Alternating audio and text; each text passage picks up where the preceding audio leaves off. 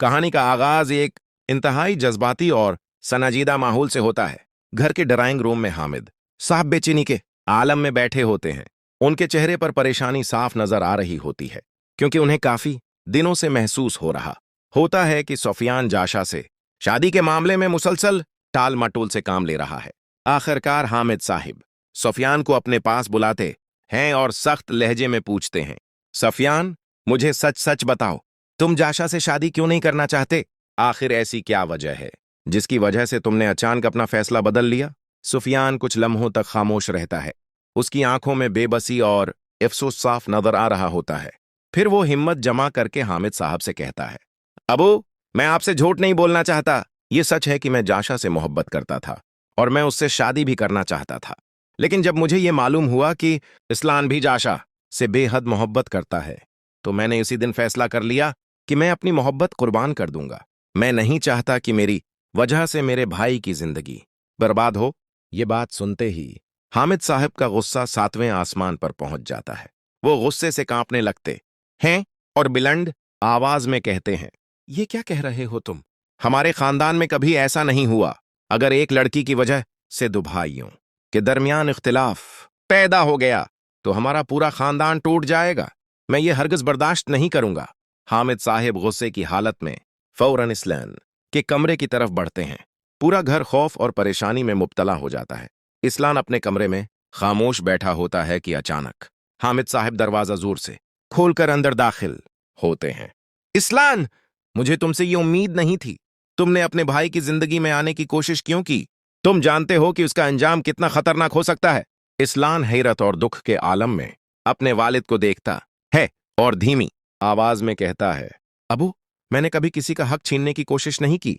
मैं सिर्फ जाशा से मोहब्बत करता हूं और यह मोहब्बत मेरे अख्तियार में नहीं थी। लेकिन हामिद साहब उसकी कोई बात सुनने के लिए तैयार नहीं होते।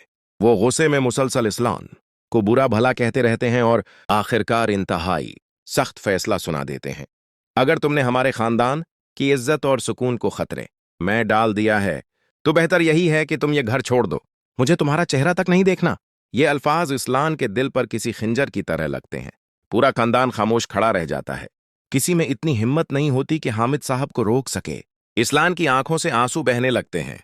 वो अपने वालिद को देखता है, फिर अपने घर वालों को, लेकिन उसे कहीं भी अपने लिए मोहब्बत या सहारा नजर नहीं आता। कुछ देर बाद इस्लान खामोशी से अपने कमरे में चला जाता है। वो अपने बचपन की तस्वीरें देखता है, अपने वालिद की मोहब्बत को याद करता है और फिर टूटे हुए दल के साथ एक खत लिखना शुरू करता है।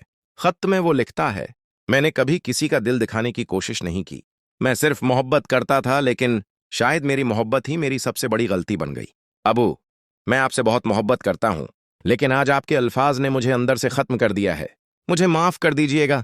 खत लिखने के बाद इस्लान शदीद दहनी इदियत में एक इंतहाई खतरनाक फैसला कर लेता है। वो जहर खा लेता है। कुछ ही देर बाद उसकी तबीयत बिगड़ने लगती है। घर वालों को जब इस बात का इल्म होता है तो पूरे घर में कहराम मच जाता है।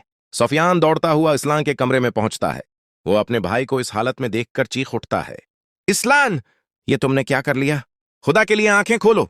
हामिद साहिब भी जब कमरे में पहुंचते हैं तो उनके कदमों तले जमीन निकल जाती है। वो अपने बेटे को बेहोशी की हालत में देखकर रोने लगते हैं।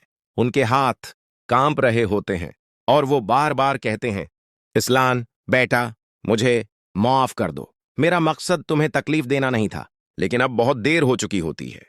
पूरा खानदान गम और पशीमानी में डूब जाता है।